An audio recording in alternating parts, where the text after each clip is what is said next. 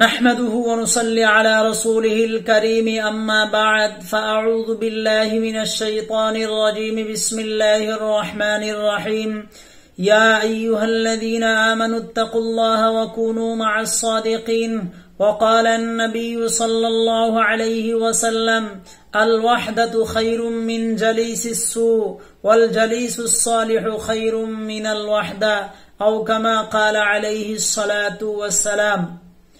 মুহতারাম হাজরিন, আপনারা এই ভিডিওটা যে যেখান থেকে দেখছেন আমি সবাইকে আন্তরিক মোবারকবাদ ও সালাম পেশ করছি। আসসালামু আলাইকুম ওয়া রাহমাতুল্লাহি ওয়া বারাকাতুহু। বর্তমান সময়ে আমি যে বিষয়টা নিয়ে আলোচনা করার জন্য মনে করলাম যে বর্তমান ফিতনা ফাসাদের জমানা, এই জমানায় নিজেকে কন্ট্রোল রাখা অনেক কঠিন বিষয়। এই কারণে আমরা নিজেকে কন্ট্রোল করার জন্য, নিজেকে ভালো মানুষ রূপে পরিচয় দেওয়ার জন্য আমাদেরকে কিছু কাজ করতে হবে, যেটা হলো নেক মানুষের সান্নিধ্য লাভ করা। যারা নেক আল্লাহওয়ালা তাদের সান্নিধ্য লাভ করা। যদি আমরা তাদের সান্নিধ্যে লাভ করি তাদের মতো আমরা নেক হয়ে যাব। মুহতারাম হাজরিন, বাংলা ভাষায় কিছু প্রবাদ আছে, যেই প্রবাদগুলা হাদিস কোরআনের সাথে মিল আছে। আবার কিছু প্রবাদ আছে যেগুলা হাদিস কোরআনের সাথে মিল নাই, যার মধ্যে শিরিকের গন্ধ পাওয়া যায়।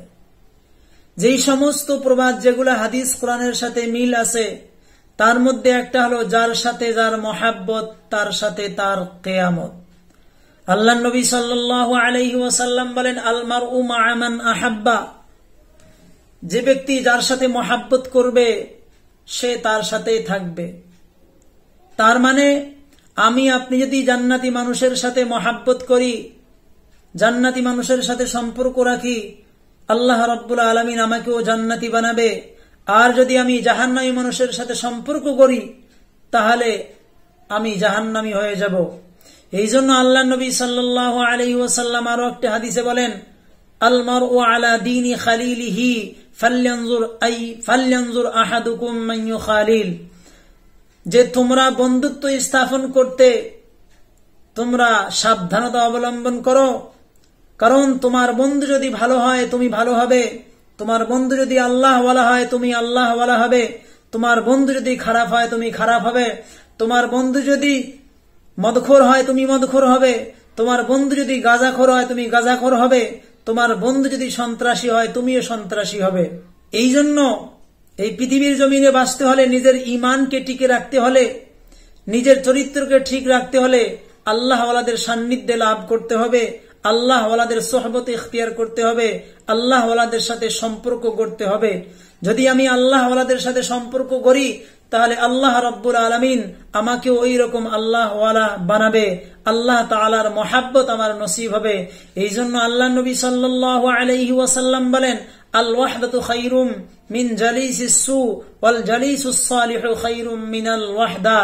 তার মানে হলো খারাপ বন্ধু থেকে একাকী বসবাস করা ভালো।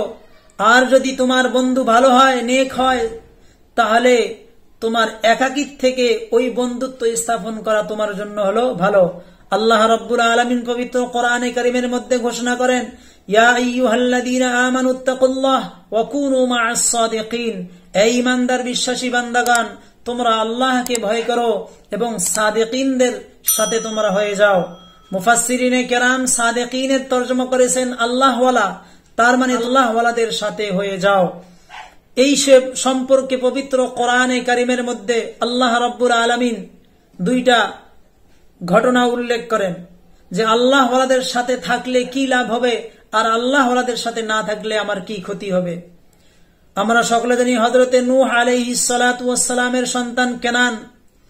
হযরতে নূহ আলাইহিস সালাতু ওয়াস সালামের সন্তান কেনান, সে তার বাবার সাথে থাকে নাই, আল্লাহওয়ালাদের সোহবত ইখতিয়ার করে নাই, সে বাবার কথা শুনে নাই। বাবা যখন বলেছিল সন্তান তুমি আল্লাহওয়ালাদের সাথে হয়ে যাও, তুমি আমার কথা শোনো, সন্তান বলল তোমার আল্লাহর আযাব আমাকে ধরে রাখতে পারবে না, কারণ আমার গায়ে শক্তি আছে, আমার সেই সাহস আছে, সুতরাং আমি আমার শক্তি দিয়ে বেঁচে যাব। কিন্তু আল্লাহ রাব্বুল আলামিন তাকে আযাব গজব দিয়ে তাকে ধ্বংস করে দিল, তার কারণ সে আল্লাহ ওয়ালাদের কথা শুনে নাই, আল্লাহ ওয়ালাদের সোহবত ইখতিয়ার করে নাই। যদি আপনি আল্লাহ ওয়ালাদের সাথে সোহবত ইখতিয়ার করেন, আল্লাহ ওয়ালাদের কথা মানেন, তাহলে আপনি নেক হয়ে যাবেন। যেমন আসহাবে কাহাফের ওয়াকিয়া আপনারা সকলেই জানেন যে আসহাবে কাহাফের কয়েকজন যুবক ছিল, 7 জন যুবক, তারা আল্লাহ ওয়ালা ছিল, তাদের সাথে একটা কুকুর পর্যন্ত ছিল। এই কুকুরটাও নাকি জান্নাতে চলে যাবে, তার কারণ কুকুর আল্লাহ ওয়ালাদের সান্নিধ্য লাভ করেছে, আল্লাহ ওয়ালাদের সোহবত ইখতিয়ার করার কারণে আল্লাহ তাআলা কুকুরকেও আল্লাহ তাআলা জান্নাতবাসী করে দিবেন। এই জন্য কোন একজন কবি বলেন, এক জমানা সোহবতে বা আউলিয়া বেহতার আজসাদ সালে তাআত বেরিয়া। একটু সামান্য সময় যদি কোনো আল্লাহর বান্দা আল্লাহ ওয়ালাদের সান্নিধ্য লাভ করে, আল্লাহ ওয়ালাদের নৈকট্য লাভ করে, তাহলে 1000 বছর বেরিয়া নফল ইবাদত করার চাইতেও বেশি। তাফসীরে মাআরুফুল কোরআনের লেখক আল্লামা মুফতি শফি রহমতুল্লাহি আলাইহি লেখেন যে এই কথাটা যে লিখেছে, যে কবি লিখেছে, উনি কম লিখেছেন।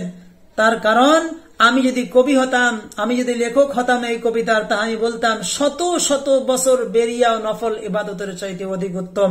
কথা সংক্ষেপে করলাম, এগুলার প্রত্যেকের তফসিল আছে। আল্লাহ রাব্বুল আলামিন আমাদের সবাইকে হেফাজত করুন, সকলে পড়ি আমিন। আল্লাহ নবী সাল্লাল্লাহু আলাইহি সাল্লাম এই জন্য আমাদেরকে দোয়া শিখাই দিয়েছেন, আল্লাহুম্মা ইন্নী আসআলুকা হুব্বাকা ওয়া হুব্বা মান ইউহিব্বুক।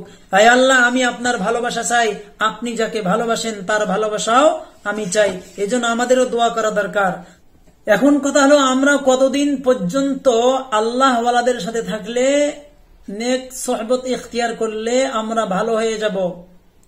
এই প্রসঙ্গে তাফসীরের রুহুল মাআনির লেখক আল্লামা মাহমুদ আলুসি রাহিমাহুল্লাহু তাআলা উনি বলেন, হাত্তা তাকুনু মিসলাহুম কুনু মাআহুম।